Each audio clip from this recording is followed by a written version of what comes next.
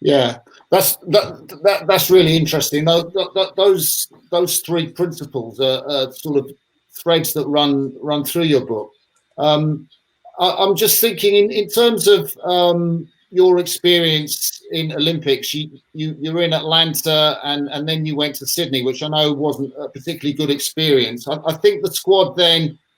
I mean, how would you describe, where those three principles fitted in terms of the culture of British rowing then when you were in the Sydney Olympics? I think you were in a pair with Dot Blackie that came in.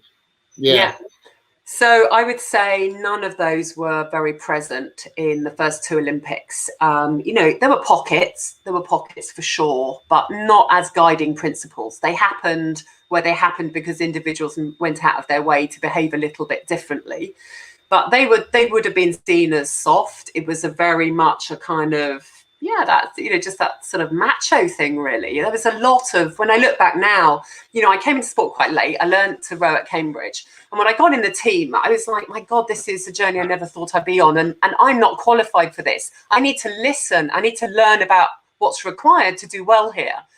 And all I heard was, and I, really tried for years to get my head around all of this sort of aggression, being tough, the will to win, pain.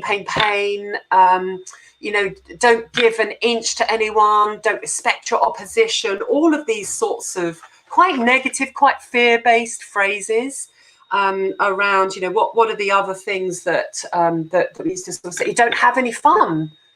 Joy will come when you get to the top of the podium. Don't think you're going to have any fun along the way. Not if you want to be a winner. And if you lose, my God, don't be happy, because then that means you're not a future winner. And I bought into this, and I'm so cross with myself now that I did, but it's what I saw around me. So I became, grief-stricken when we lost. We lost a lot, so I was unhappy a lot. And I used to sort of hound people around me if they weren't miserable enough over the fact that we'd done really badly, which is madness. But, that's what I felt was the lessons. That's what I could see, the language that was being used from, again, a whole variety of coaches. Of course, there were exceptions here and there, but that was the dominant messages I was getting. So I tried to drink that Kool-Aid, and it did me no good at all. And it wasn't fun. And I didn't get on the top step of the podium. So I didn't get that kind of moment of fun. But that's where it's so dangerous. I love what Johnny Wilkinson has been saying in his interviews recently, that he kept saying, the next win, the next cap, the next trophy that is going to make everything okay. That I'll be happy then. And in his words, the joy never came. Again, that's not what it's about. And I think it's a really difficult message, for an unhelpful message for kids who are looking up to sporting role models, to this sense that you can't have kind of fun along the way, and that you can only have fun if you win. And my God, we're all going to lose in life. Yeah. And therefore, actually, we need to be helping that experience, not stigmatizing that experience. It was really stigmatized to lose in those early days. It's really interesting. I mean, I'm thinking of people in the squad, that I know a little bit about.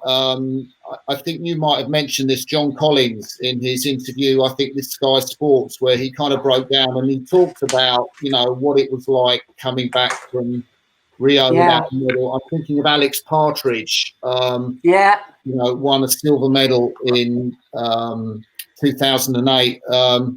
And I think that is a sort of shining example of the fact that, they berated themselves for never going out for gold. And then probably, the 8 in 2012, they did go for gold and they led the Germans for a little bit. But even so, I think, overwhelmingly, maybe apart from Greg Searle in that 8, that there was this dissatisfaction that they somehow underperformed, because the whole rationale was, you're in the squad, you go for a gold medal, that's it.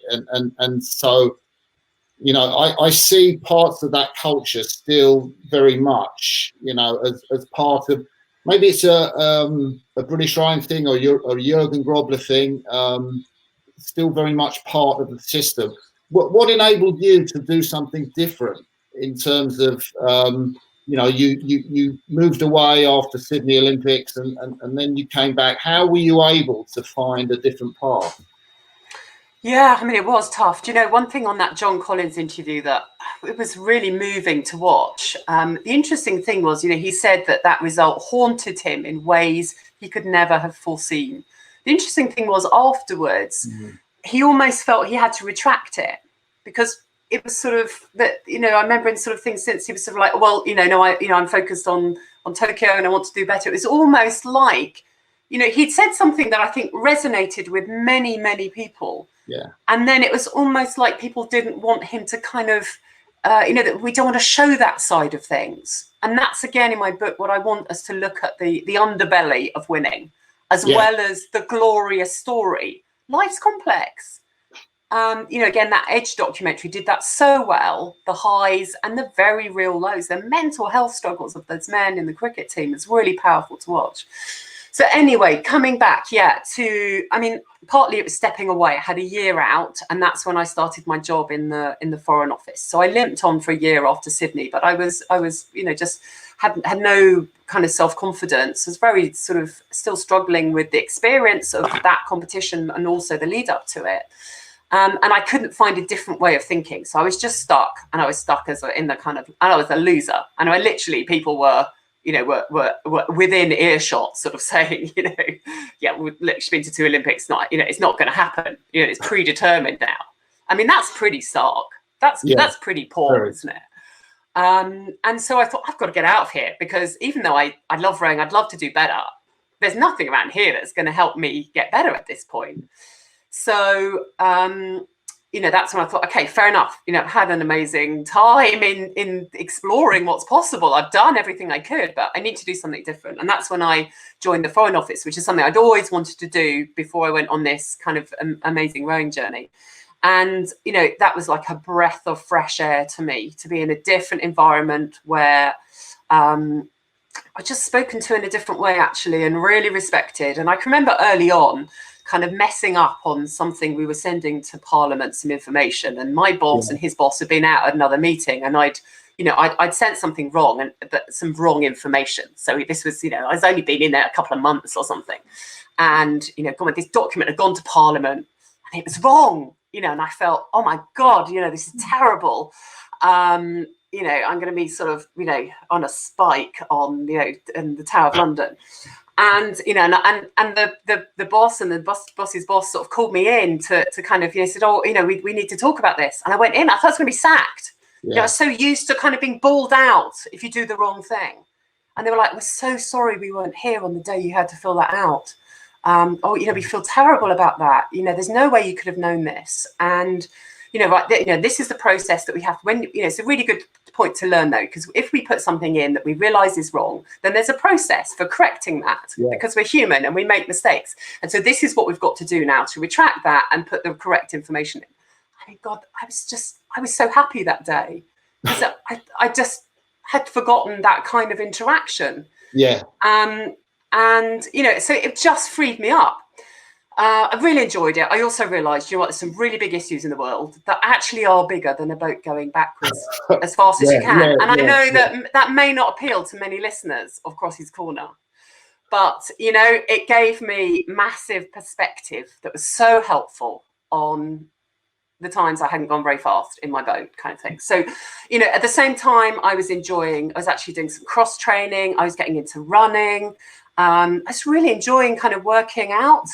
Some friends that I'd met previously in track and field world. I was going to the track and seeing them on Saturday mornings and doing some sprinting. I was in great shape. You know, I was doing PBs, half marathon, 10Ks. I was loving it. I was absolutely loving it. And that was kind of really interesting. And nobody was making me do that. And so, you know, I don't know, about sort of 6 months in, I was still kind of in touch with people, particularly with Catherine. And I just started to think, you know, I don't think I'm finished. You know, I wonder, you know, I just started to sort of daydream. Didn't say anything to anyone for quite a while. You know, is there a way back? Is there a different way? Could I do it? You know, and it took me a lot of months to think about that. And then, you know, kind of had a few sneaky outings on the lower Longridge stretch with Catherine in a pair. Yeah. Which, you know, a friend of ours at Marlborough Club sort of, you know, set up the boat for us, and we managed to sort of sneak out, you know, without going out from the main club. and thus the comeback sort of began. Really, had a chat with Tomo, and he was very open, sort of non-committal. Obviously, you've got to come in the normal way, but if you do that, he could see that I was in really good shape as well. I think I overtook him at the Reading Half Marathon, and he steamed off, which we often joked about. I sort of came back, but in my mind, it had to be with a different mindset. And actually, Chris Shambrook, again, was part of conversations about how do you do it differently? And to come in going, do you know what? You could come 9th again. You've got to be ready for that this time. You could come 10th, you could come 11th, you could come 12th. And it's almost like that was not a conversation that one had with coaches. Chris allowed me a space to kind of help me to face this, because it was almost weakness to have that conversation, I think. It would have been seen. It was somehow, we don't talk about that because we're here to win. But it's kind of like, do you know what? You've got to be ready for this. And he was like, what are the things that you can learn if you do? So it's for 2003, 2004. What can you take from rowing these 2 years in the squad? What can you try differently that's going to help you in your diplomatic career that you're going on to after Athens, come what may?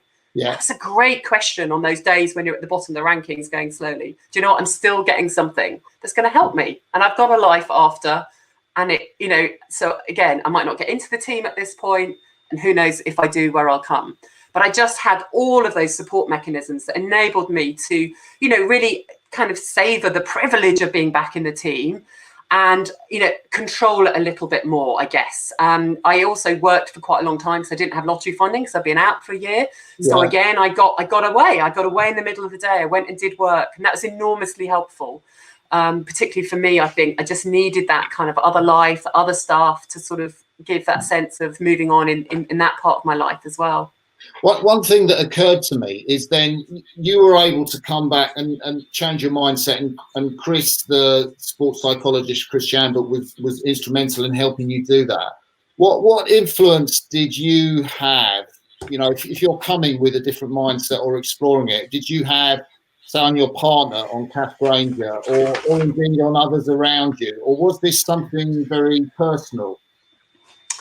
It was quite personal, and I would say it was a work in progress. It was a struggle between the old mindset and the new mindset. So it definitely, Chris was kind of helping me with that balance. But because there was still so much around me that was still of that old mindset, and I got sucked into it, I'd been conditioned like we all had. So it was a struggle. It definitely wasn't right now I'm the new business, that here I go. It was a kind of constant battle in my mind, I think, to try and get on top of it. But at least I kind of was striving to be in a different place, if you like.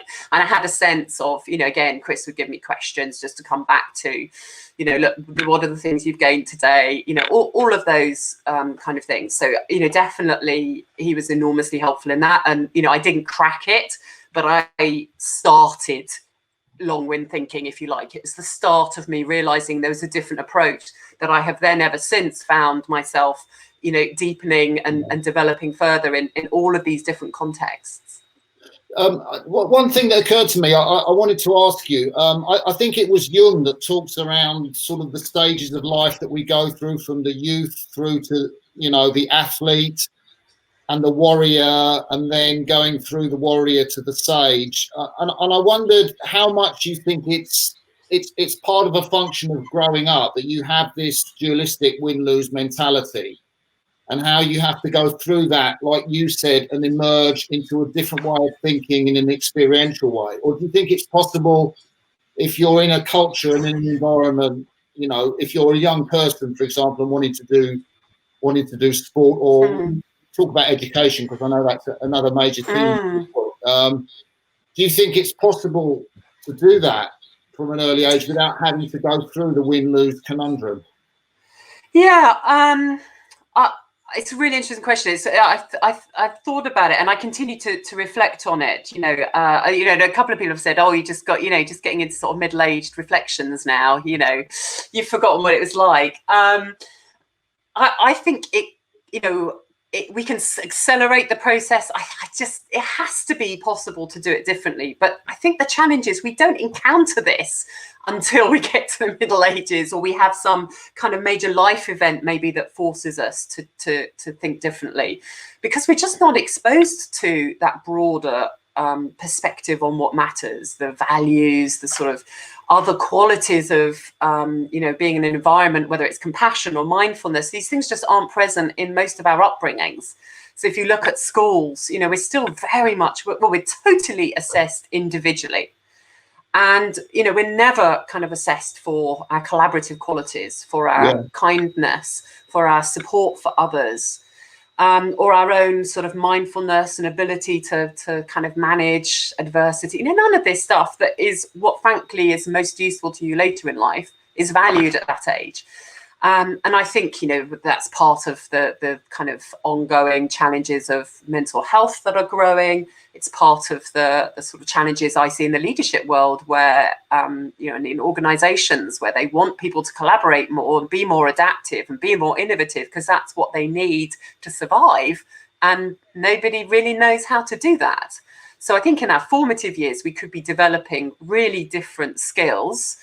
And of course, a lot of what we put value on is what the authority figures tell us success is. And if it's top of the class getting A grades, well, of course, that's what we think it is. If we were assessed differently and even came to the whole concept of assessment in a different way in itself, then I certainly think we would start prioritizing other things that we did, because we would be recognized and rewarded for doing so. So I think it's, I really get frustrated. My children are in primary school and it feels very Victorian, frankly. And I worry that they are being sort of developed for an era that is, long past, and not with the skills that they need for managing massive uncertainty, unpredictability, volatility in the world around us, when learning right answers and getting top marks is just not what it's about. Nobody has the right answer to the challenges we face. So why are we training people to be looking for the right answer? Yeah, and I know you write about education in there's a whole chapter on education system and this idea of the long win, and you're talking very eloquently now about what the long win would be in education. I think as a teacher, it certainly made me think about me and my classes, and certainly in the schools, the world of league tables. And I guess your vision would be of quite a different sort of education system. It would, yes, very different. I think some of the models, some of the ideas that I think are working well, if we look in the oh so wonderfully progressive Nordic countries, where they have so much more collaborative project work, peer learning. There's a whole body of theory around cooperative learning that is proven to be such a richer experience in so many levels. It's not just about knowledge acquisition, it's about the application of that knowledge, the sharing of that knowledge, the stretching of that knowledge. And Alfie Kohn, Kohn, is somebody whose books I've kind of really loved reading and felt really eye-opening to me, who's a US academic who does a lot of work to bring a more of a cooperative learning approach into the classroom. So those are kind of ideas that in my mind just make sense because of what I see in the business world, because of those are exactly the skills that are needed and are where teams fall down at the moment, because they just don't really understand how to work with others and how to have kind of very adult to adult conversations that aren't hierarchically driven, where you can experiment and get things wrong, and you are supporting and challenging each other, which can be really difficult to develop in organizations where we're still very much in sort of often adult child conversations and power driven, and it's all about ego and proving who's the best, rather than improving what we're doing as a company.